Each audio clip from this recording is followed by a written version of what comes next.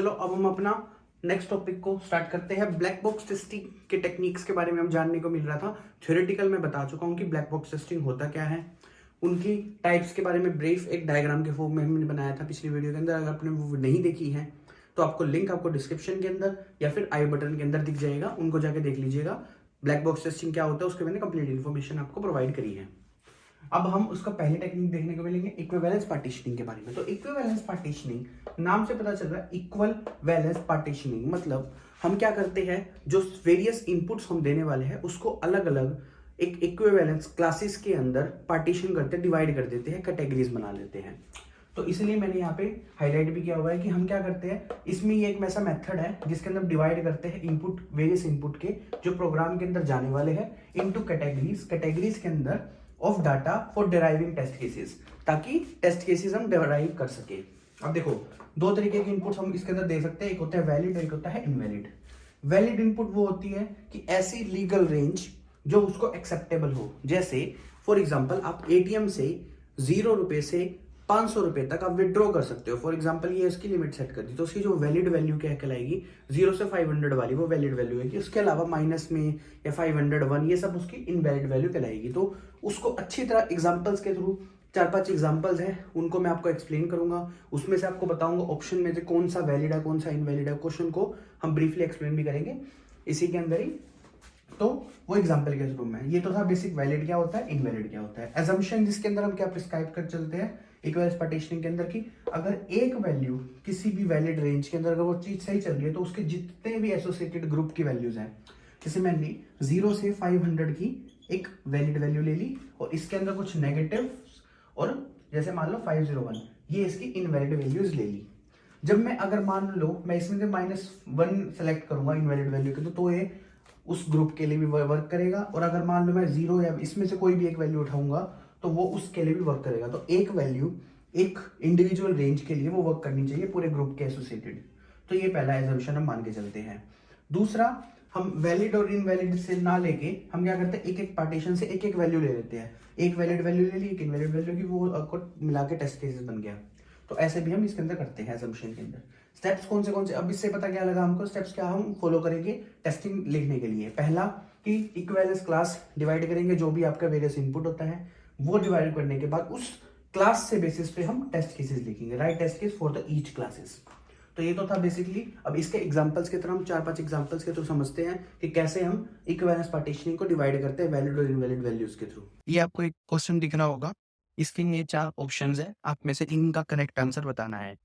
Question आप note कर लीजिएगा। अब मैं इस क्वेश्चन को हटा रहा हूँ स्क्रीन से। अब देखो, इसको समझते हैं। ये मैंने बेसिकली क्वेश्चंस का सेट है। अब इसके अंदर है ना, क्वेश्चन के अंदर लिखा हुआ है कि एक एम्प्लॉय है जिसकी 4000 टैक्स सैलरी टैक्स फ्री, तो 0 से 4000 तक 0% टैक्स लगेगा। तो ये एक पार्टीशनिंग बना ली। फिर उसके बाद नेक्स्ट 1500 इज टैक्स एट 10%, तो 4001 से नेक्स्ट 300, तो मतलब 5500 तक ना 10% टैक्स लगेगा। फिर उसके बाद नेक्स्ट 28,000 इज टैक्स एट 22%, सो 5500 एक से इसके बाद 28,000 जोड़ेंगे तो वो बनेगा 32,500, उतना है 22। और फिर एनी फर्दर मोर उसके बाद 40%, तो 32,501 से ज्यादा जो भी होगा वो होगा 40%। तो ये आपके पार्टीशनिंग हो गई है। अब आपको क्वेश्चन के अंदर बताना है which of these group number would fall into the same equivalence class. Equivalence same class के अंदर कौन से लाई करेगी, जैसे 4800 किसके अंदर लाई कर रहा है, इसके अंदर। ठीक है, 14,000 किसके अंदर लाई कर रहा है, इसके अंदर। तो ये दोनों नहीं हुए, तो ये वाला क्रॉस हो गया। अब आते हैं नेक्स्ट पे, 5200 और 5500। अब 5200 किसमें लाई करता है, 5200 इसमें लाई करता है, और 5500 भी इसमें लाई करता है। 28,000 लेकिन इसमें लाई करता है, तो अभी ये भी नहीं है उसमें, तो ये भी कट गया। अब 28,001 इसमें लाई करता है, 32,000 इसमें लाई करता है, 35,000 इसमें लाई करता है, तो ये भी नहीं हुआ। तो बचा कौन सा, ये वाला। अब इस पे एक बार चेक करके देखेंगे, 5800 इसमें नहीं करता है, हाँ बिल्कुल करता है। 28,000 इसमें नहीं करता है, बिल्कुल करता है। 32,000 इसमें नहीं करता है, बिल्कुल करता है। तो ये इसका आंसर होगा। इसलिए ये इसका आंसर है कि ये इस वाली क्लास के अंदर लाई करता है। तो इस तरीके से हम पार्शियल के बेसिस पे हम उसको डिवाइड कर लेते हैं अपने सेट ऑफ इनपुट्स को और ये वाला प्रोग्राम इस तरीके से था। तो अब नेक्स्ट क्वेश्चन को देखते हैं। तो नेक्स्ट क्वेश्चन आपको यहाँ पे स्क्रीन पे दिख रहा होगा। अब इस क्वेश्चन के अंदर बेसिकली मैं इस क्वेश्चन को हटा देता हूँ यहाँ से। ये 4 ऑप्शन है, इनमें से आपको बताना है कि कौन सा इक्विवेलेंस क्लास के अंदर लाई करेगा तीनों के अंदर।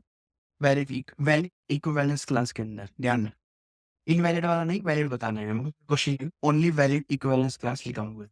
तो आप क्या करेंगे, देखो जैसे 10,000 से 99,999 इसमें वैलिड होने वाला इनपुट, इससे जो भी छोटा होगा वो इनवैलिड हो जाएगा, इससे जो भी बड़ा होगा वो इनवैलिड हो जाएगा, और जो इसके इन रेंज वाला होगा वो वैलिड होगा। ठीक है, अब इसके अंदर देख लेते हैं कौन से वैलिड वाले हैं। 1000 इससे छोटा है तो ये इनवैलिड है, तो ये वाला कट गया। 999 ये से छोटा है तो ये भी इसका इनवैलिड हो गया। 10,000 इसके अंदर नहीं करता, बिल्कुल करता है, तो ये ठीक है। 50,000 करता है, बिल्कुल करता है। ये वाला वैल्यू भी इसके बराबर है तो करता है, तो ये वाला ठीक हो गया। अब इसमें देख लेते हैं 10,000 लाई करता है, बिल्कुल करता है। ये वाला करता है, हम करता है। ये वाला नहीं करता, तो ये वाला भी नहीं हुआ। तो इसका आंसर क्या हुआ, ये वाला। ये इक्विवेलेंस वैलिड क्लास की है। ये तीनों बहुत सारे ऐसे ऑप्शन है जिसके अंदर इनवैलिड लाई करता है। तो ये इस तरीके से आप सेपरेट करते हो वैलिड और इनवैलिड के बीच में। ये एग्जांपल्स के थ्रू 2 हमने सीखे। तो अब नेक्स्ट वीडियो हम देखेंगे बाउंड्री वैल्यू एनालिसिस के बारे में।